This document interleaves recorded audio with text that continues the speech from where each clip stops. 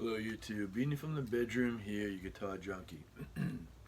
So, um, I was really looking forward to showing off the latest to the shred machine, but I can't. I had received this guitar.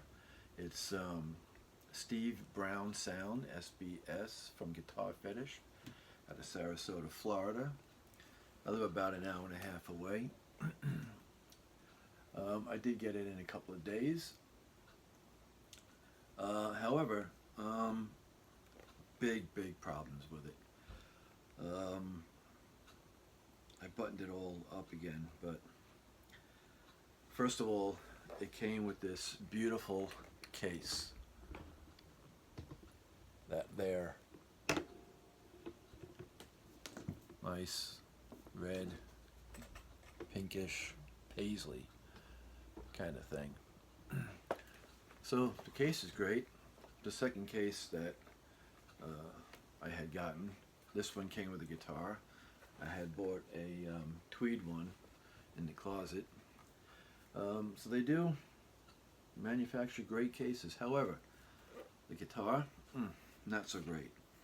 Now I had an issue with a slick guitar that I had bought from them a couple of years ago, and didn't like it at all, and sent it back. And this one here, I thought was going to be the end all, because it's got an Alder body. It's got one L, so I pronounce it Alder. If it had two L's, I'd say Alder.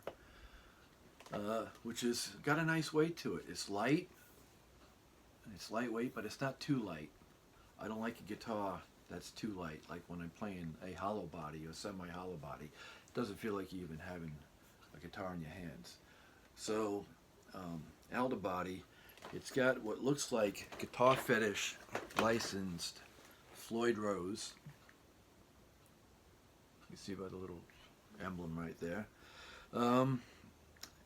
It's got two humbucking pickups. It's got a tone and a volume with a coil tap, which is nice and smooth. The knobs are not speed knobs. They're good. I like friction knobs that don't spin that easy, and these are great. Three-way blade selector. Jack right there. It's got 22 nickel frets that say medium jumbo, but these are far from medium jumbo. These are like, if they were medium jumbo, they are worn down. They've got like no meat to them. You see what I mean? Compared to another guitar I could show you that's medium jumbo, they are bigger frets. Beautiful tiger maple roasted neck and fingerboard. Got their standard tuners on the back, nothing special, but look at that neck. The neck is gorgeous. Got an angled cutaway here. I kind of wish it was contoured, because look at how thick that body is. Would have been nice if it was contoured a little bit. The serial number on the back saying 230305. So I guess this is the 305th guitar that they had made. So yeah, looks wise, it looks great. Now, issues with it right from the get-go. Let me just start. I'm just going to nitpick it and then get to the serious stuff. Nitpicking. The jack that's supposed to be around the body, there's a space. It's like the jack needs to be, see it right there? It needs to be either tapped back to make a curve of the guitar or screwed in. I don't think you're going to be able to bend it by screwing it. I think it's just the jack is doesn't have the same contour as the body. Let's put it that way. Starting with the Floyd. This has it's supposed to use a screw-on coupling, which is like this one. It's got this coupling that you screw on. They sent me a push-in arm. So, yeah. It goes in and it falls right out. So much for that. So I can't even try it. I can't even use it with the bar. I tried putting this one in and screwing it on. And as soon as I get it all the way where I can't turn it anymore, it's still, I don't like a bar that does that. You know, I like it where I'm going to put it where I want it and it's going to stay there. And I can't even use this bar because it's not that sturdy. You got that little clicking when you're going up and down. The other thing is the routing. Yes, there's more of a gap on this side of the body than this side. So either the routing is cut wrong or the bridge is not centered with the hole. I'm going by the pickups and where the screws are. So I'm going to say that the routing was cut too big. See what I mean? So you notice it a lot more when you're looking right at it, especially around this area right here. And you can see one even drops down a little bit. This side drops down on an angle, this side doesn't as much. So that's another thing. The other thing is that the ribbon that goes around the pickups looks sloppy as all hell. If I were to keep it, I would have to remove the pickups and put electrical tape around them and put them back in, because the tape looks like it's got to start unwinding, peeling off and coming out. You know, to me, that's what it looks like. The other thing, when I took it out of the case, it was just like this. It was covered with dust, and it still has some dust on it. So I had to dust the entire guitar down. There's still a little dust. I tried to wipe it out underneath the strings, where the between the pickups and here and here. I kind of like did it quick with a dust cloth, but there's still some more dust in there. When I got to the back, I pulled the plate off just in case if I have to adjust the tremolo bar, and I also took it off. Not that I had to. The main reason why I took it off is that as soon as I plugged it in, and I have a video on it, I had like next to no sound whatsoever on the guitar. And when I put it on bypass and grabbed another guitar, premium guitar, and plugged that guitar in, I didn't have any issues. So it was the same chord, same amp, and this is the one I'm speaking about. This is the one that's got medium jumbo frets, and look at the size of those frets. Those are big, chunky frets, and this is the one that I plugged in to show them that, you know, it's this guitar. So that's what made me open up the back. I checked this thinking right away, first of all, the ground may have come off, because I've seen that before. That wasn't the issue. I didn't have to adjust the bridge. I didn't have to adjust anything. I just had to tune it. It was a little shy of being tuned exactly to an E. I didn't have to do any kind of setup on the bridge, on the pickups, on the neck. So yeah, that's a plus. However, when I noticed the ground was welded to the tremolo, I opened up the cavity here for the electronics, and there was a wire that was completely exposed. And the way the wiring was, all the wires, it looked like someone just grabbed it in a ball and shoved it in there. When I took the screws off, the wires kind of popped the cover off. That's how they weren't really in here correctly. So I had to like give it room, and then I saw that one exposed wire was, and it goes all the way down to, I think, if it's soldered to the volume pot.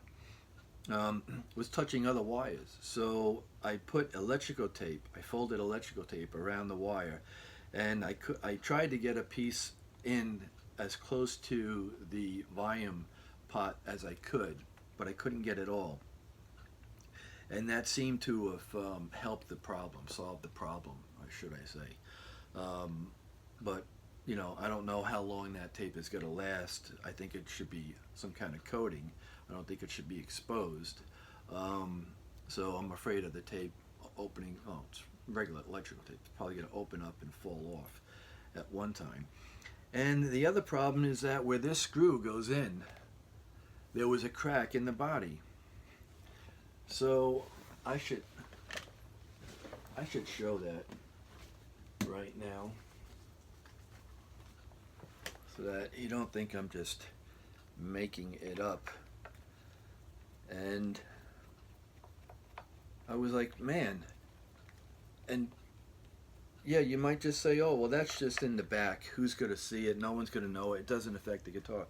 Yeah, you're right. But you know what?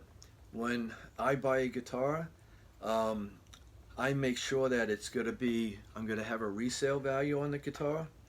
The same reason why when I bought the Chauvel, I had a problem with the tone pot. It took me over a month and a half, 3 tone pots later, for them to get the exact tone pot with the cutoff switch.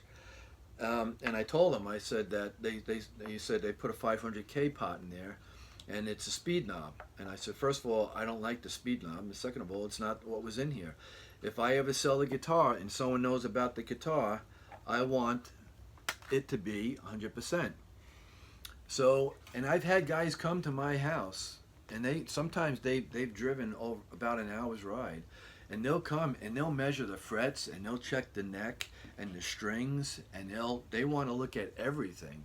And if they find one thing, they're okay, they're out the door, So they look it over more than I'd look it over when I'm at a store looking at a used guitar. So here was the back, and you could see that the electrical tape that I applied is opening up already. This is the wire that it was on, and I kind of made the wires. This was all in a bowl, so I kind of made the wires. I kind of made them so that they fit in here better. And you could see that there's another piece down here that goes to that pot that I tried to put on. You can see there's 2 pieces of electrical tape on there. This whole wire should be completely covered, but it wasn't. So, that's where I had to cover it with the electrical tape. It was exposed, and it was touching on everything. I think it was even at the time touching on the toggle switch. But I had a lot of noise, barely any volume. The other thing is there's the split. So you see that? You see that crack right in there? And if you look down the side, you can see it goes down, if I can get an angle on it. This crack right here goes down the side, both sides of this little dip right here. So again, someone wants to look at that and see that, or even don't look at it, and then they buy it and bring it home, and they take that apart and they go, oh, what's this? I can't say I didn't know about it. If I don't know about it, I'm honest with them. I say I don't know about it. If it's something that I did but I forgot to tell them, I would tell them, yeah, I did that. Because again, when I was saying about the ground wire, I had gotten a guitar where the ground wire was the solder was there, but the wire wasn't attached. I don't have a soldering gun, so I put a piece of duct tape over it and grounded it, and that worked. And the guy, when he got home, he said, what was up? And I said, I totally forgot about that. Yeah, I did that. The ground wasn't there. If you have a soldering gun, just solder it back on. He said, no problem. But I don't want to lie to somebody. I believe bad karma just comes back and bites you in the ass. So yeah, so that's another reason right there, and I don't want to have any issues with resale value, because it's very rare that I keep a guitar. There's about maybe less than a dozen guitars that I will probably never sell, but I'm saying that now. I said that 10 years ago with the guitars I had back then. So yeah, that's the issue that I had with the guitar. So other than that, I thought it was a cool guitar. I saw Guitar Max wailing on it, and I don't like what I like his channel, and I don't like his channel. He has a great professional YouTube channel, and he wails on the guitar. He's a monster shredder. But then every time he's showing a new guitar, it makes me want that guitar. It's like going into the guitar store, and when you're younger and you're not that good of a player, and a guy that really knows what he's doing is shredding on a guitar, and you think, if I buy that guitar, I'm going to sound like that and play like that. No, but you want it anyway. And I reached out to Max, and he was like, tell me what the problems are, and it wasn't just a couple of sentences. It was like a whole booklet on all my issues. So I feel bad to even bother him with it. But I was emailing Guitar Fetish. They don't have people in the office. The phone numbers that they have, no one answers the phone. Every time you call up, they say the numbers are disconnected. It's email only. It's all online only. And they weren't getting back to me fast enough. It said that their hours were between 8 and 5, and that they answer emails as soon as they get them. And that wasn't the case. So I started, complaining on all the YouTube channels, videos of, especially the guy, Steve Brown, and others, that were demonstrating the guitar on their channel. And I said, yeah, this is what happened. And no one's telling me anything. So that's that. I apologize for the real long-winded version. I was really hoping to play this guitar and brag about it and tell you how you should get one. They also, when I checked their return method, it said that I have to pay to return it, and they will deduct my shipping cost for the new guitar that they shipped out to me. Now I said, I don't want that. Why should I have to pay to send a guitar back to you that's defective? And I just want my full money back. Granted, it was only like $16 or $19 to have it shipped. That's from a place that's like an hour and a half away from me. But I told them, I said, I don't want to go through that. So they did send me a return label with an email, finally, that I had received. I may have gotten it the last time I got off my computer was about 1 o'clock, and I just went on 2:55 now, and I finally got an email back from them with the return label, apologizing, saying send back the guitar, and they'll send me another one. And I'm like, I don't want another one. It's left a bad taste in my mouth. It's like I'm not pleased with it. I'm not happy with what I see. And what if I get one that's got the same issues or more? So yeah, I'd rather not. So that is that. And I wrote them on my copy I made of my bill. I wrote them as per my email, because I explained to them in depth all the problems with the guitar and why I'd rather have my money back and not have another one. I also wrote it on their copy of the bill that they sent me with the guitar. It did come with some fine stuff, some pamphlets and paperwork and stuff like that, but I just wish it would have been a better experience, and I just don't. I've lost all interest in the guitar. I think if they sent me another one that had 0 issues and was pristine, and there's even a dent here in the fingerboard, along with the chip that I'm sure that's not supposed to be like this. So if they sent me another one in pristine condition that doesn't have any issues on it, not for the price point of what you're paying. For $379 for the guitar. I think it was $80 for the case. If you order the case with the guitar, they knock off like $10. So you know, for the price of the guitar and the case, I was looking at $4 and change, and it came to like $511 with tax and shipping. I don't think for that price point, the guitar, in my opinion, is worth it. Especially after the experience I went through with this one. If it had stainless steel jumbo frets on here, or stainless steel medium jumbo frets, if they could at least compete with Harley Benton, yeah, I would say okay. But sending me one like this again, if that was the case, I would want like $200 knocked off of my bill, and you know they're not going to do that.